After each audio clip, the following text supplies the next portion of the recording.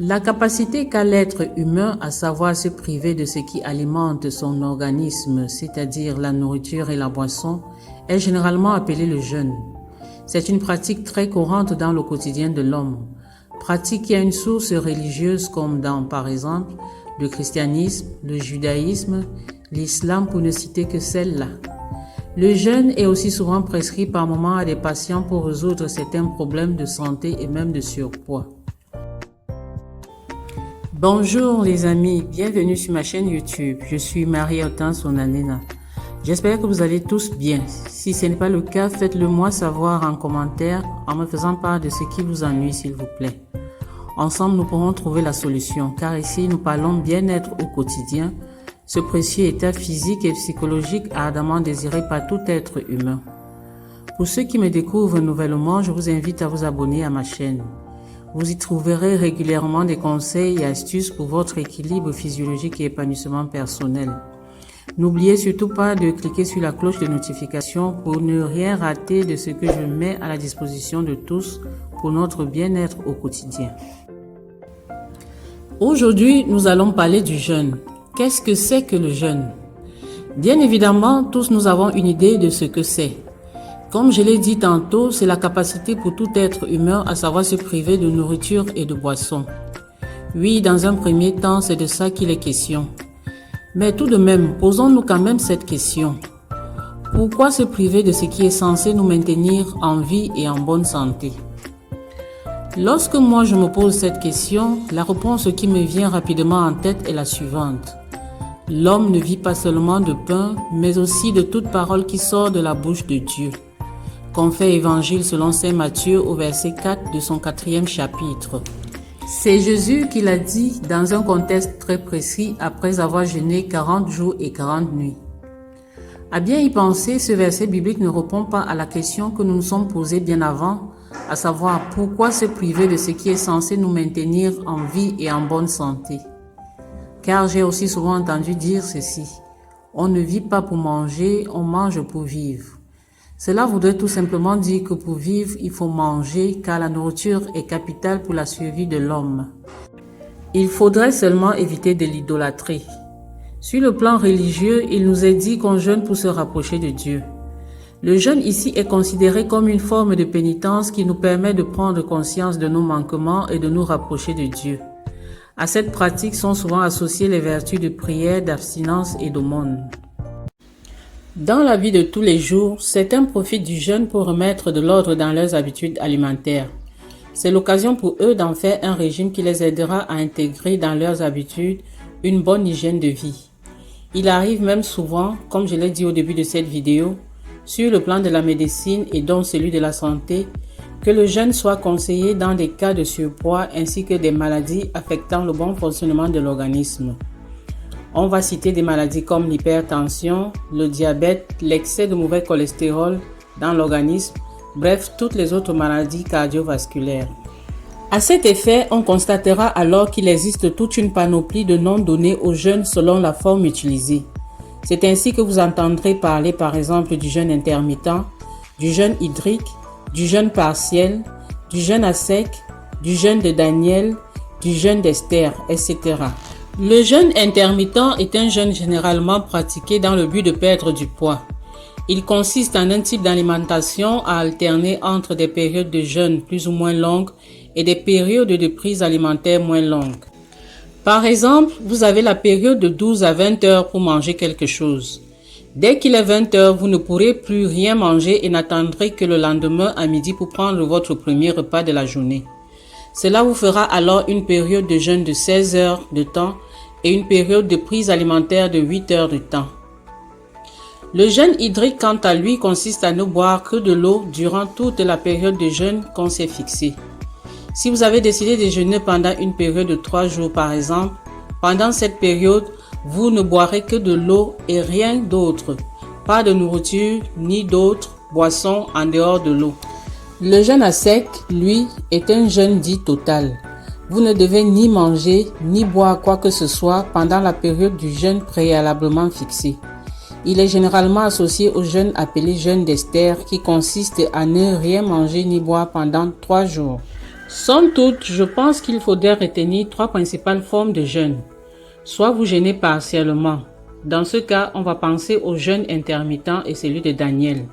Soit vous jeûnez totalement, c'est-à-dire toute la journée de 6 heures du matin à 6 heures du soir. Soit vous jeûnez à sec, jeûne d'Esther, comme je l'ai dit tantôt. C'est mon avis, ma façon à moi de penser. Si ce n'est pas le cas, dites-le moi en commentaire s'il vous plaît, car je ne saurais m'octroyer le monopole de la connaissance.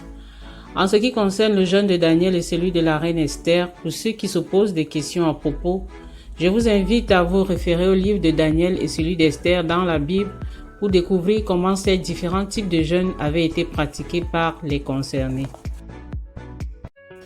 Arrivé à ce niveau, jusqu'ici, nous n'avons toujours pas donné de réponse à la question que nous nous sommes posée bien avant. Pourquoi se priver de ce qui est censé nous maintenir en vie et en bonne santé? Pour répondre à cette question, nous allons développer notre analyse en abordant 2 principaux volets et en nous appuyant sur les bienfaits que peuvent nous procurer la pratique du jeûne. Au début de cette vidéo, nous avons dit que la pratique du jeûne à la base a une source religieuse. Pour cela, nous allons aussi nous baser sur ces faits dans l'optique d'une réponse à notre question. Mais avant cela, présentons d'abord les bienfaits que procure la pratique du jeûne à notre organisme. Sur le plan de la santé physique, le jeûne a un impact positif très bénéfique pour la santé de celui qui le pratique. Certaines études menées par les scientifiques attribuent au jeûne des caractéristiques d'antidépresseurs, anti-inflammatoires et anxiolytiques. Il est source de bien-être physique et émotionnel. Ceci du fait qu'il entraîne un changement métabolique en mobilisant l'énergie stockée dans les tissus adipeux du corps humain. Le métabolisme passe alors de la consommation du glucose à celle des graisses et des cétones. Ces derniers, synthétisés par le foie à partir des graisses, peuvent contribuer jusqu'à 60% des besoins énergétiques du cerveau, ce qui maintient donc la fonction cérébrale tout en épargnant les protéines et donc les muscles. En dehors de cela, il a été constaté que le jeûne entraîne d'autres faits comme la diminution de la production d'insuline, la diminution du stockage des graisses et du sucre dans l'organisme, la diminution de l'oxydation cellulaire et le vieillissement prématuré des cellules. Il favorise aussi la régénération cellulaire ainsi que le nettoyage de l'organisme tout en stimulant l'autophagie qui est la fonction d'auto-nettoyage de l'organisme par ses propres cellules. Il améliore aussi la performance physique et intellectuelle et prévient du surpoids ainsi que de certaines maladies cardiovasculaires. Et maintenant, sur le plan religieux, nous constatons que le jeûne a un impact spirituel très profond lorsqu'il est pratiqué selon les principes divins, sans compter qu'il procure une certaine puissance à celui qui le pratique. Pour comprendre de quoi il est question lorsqu'on parle de principes divins dans la pratique du jeûne, écoutons ces versets bibliques. Le jeûne qui me plaît, n'est-ce pas ceci? Faire tomber les chaînes injustes, délier les attaches du joug, rendre la liberté aux opprimés, briser tous les jours. N'est-ce pas partager ton pain avec celui qui a faim, accueillir chez toi les pauvres sans abri, couvrir celui que tu verras sans vêtements, ne pas te dérober à ton semblable? Ces principes divins correspondant au type de jeûne qui plaît à Dieu sont tirés du livre d'Isaïe au chapitre 58 du verset 6 à 7. Ce jeûne pratiqué selon la volonté divine s'accompagne d'une multitude de promesses qu'on retrouve toujours dans le même chapitre 58 du livre d'Isaïe, des versets 8 à 14, où il est dit par endroits: « Si tu appelles, le Seigneur répondra. Si tu cries, il dira: me voici. Ta lumière se lèvera dans les ténèbres et ton obscurité sera lumière de midi. Le Seigneur sera toujours ton guide. En plein désert, il comblera tes désirs et te rendra vigueur. » Toutes les références bibliques ayant trait au jeûne nous montrent que derrière la pratique du jeûne se cache toujours une certaine motivation. La reine Esther, par exemple, grâce à son jeûne de 3 jours, a obtenu pour son peuple la faveur du roi Assuérus. Le peuple de Ninive, grâce au jeûne observé, a trouvé grâce aux yeux de Dieu qui lui a épargné sa colère. Alors, à cet effet, nous dirons donc que le jeûne déclenche, active et renforce notre intimité avec Dieu. C'est un moment privilégié pour écouter Dieu afin qu'il nous révèle ses secrets les plus profonds.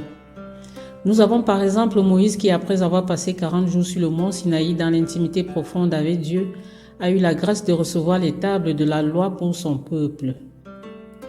À un moment donné dans cette vidéo, je vous ai dit qu'à la pratique du jeûne sont souvent associées les vertus de prière, d'abstinence et d'aumône. Lorsque nous jeûnons, nous privons notre chair de nourriture, de boissons et de plaisirs, ainsi que de toute distraction, ceci pour nous concentrer à nourrir notre esprit par la prière et la méditation de la parole de Dieu. Le jeûne procure aussi à l'homme une certaine puissance, un certain pouvoir et charisme qui lui permettent de maîtriser la chair pour donner vie à son esprit. Quand je parle d'esprit, je suppose au moins que vous savez que l'homme est constitué de 3 principales entités, à savoir le corps, l'âme et l'esprit. Et quant à ce charisme et ce pouvoir permettant à l'homme de maîtriser la chair pour donner vie à l'esprit, ce sont des choses qui se travaillent en soi pendant la dite pratique du jeûne. Je vous informe que ce n'est pas un exercice facile. Tenez par exemple, vous pouvez passer toute une journée sans manger ni boire quoi que ce soit, sans même vous en rendre compte lorsque votre esprit est occupé à autre chose et cela ne vous dérangera pas. Mais une fois que vous décidez de faire la même chose au nom du jeûne, vous recevrez alors toutes les tentations des soi-disant bonnes choses du monde. Même celui qui ne vous a jamais offert quelque chose dans la vie vous invitera à prendre le meilleur plat de nourriture ainsi que le meilleur vin que vous avez envie de manger et de boire depuis. En ce moment, il vous faudra alors faire preuve de charisme pour maîtriser votre chair qui évidemment n'aura que tendance à céder à la tentation. Pour s'en sortir, il faudra bien que votre esprit prenne le dessus. Et si celui-ci n'est pas nourri par la prière et la parole de Dieu, il faiblira aussi, et bonjour la déception. Ceux qui ont l'habitude du jeûne savent de quoi je parle. Voilà présenté en quelques mots, les amis, les principaux avantages que nous procure la pratique du jeûne, que ce soit sur le plan de la santé physique ou même de la santé spirituelle, on pourrait dire. Au terme de notre analyse, nous faisons ce constat. La pratique du jeûne nous est bénéfique sur 2 principaux aspects, à savoir l'aspect physique de l'homme d'une part et l'aspect spirituel d'autre part. Sauf que l'aspect spirituel l'emporte sur l'aspect physique de l'homme. Outre le fait qu'il procure à l'homme les mêmes avantages qu'un jeûne pratiqué dans l'optique d'une parfaite santé physique, le jeûne spirituel permet à l'homme d'avoir une intimité profonde avec Dieu et de bénéficier d'une attention particulière de sa part, mais aussi de rayonner d'une lumière que je qualifierais sans trop exagérer de lumière divine. Qui dit lumière divine dit charisme, et qui dit charisme dit pouvoir. Voilà enfin la réponse à notre question. Merci d'avoir regardé la vidéo jusqu'à la fin. J'espère vous avoir apporté un plus sur ce que vous saviez déjà sur la pratique du jeûne. Votre contribution sera la bienvenue dans les commentaires. Partagez la vidéo pour que d'autres en bénéficient. Abonnez-vous pour ceux qui ne le sont pas encore. Surtout, n'oubliez pas d'activer la cloche de notification pour que YouTube vous notifie à chaque nouvelle sortie de vidéo. À très bientôt pour une nouvelle vidéo.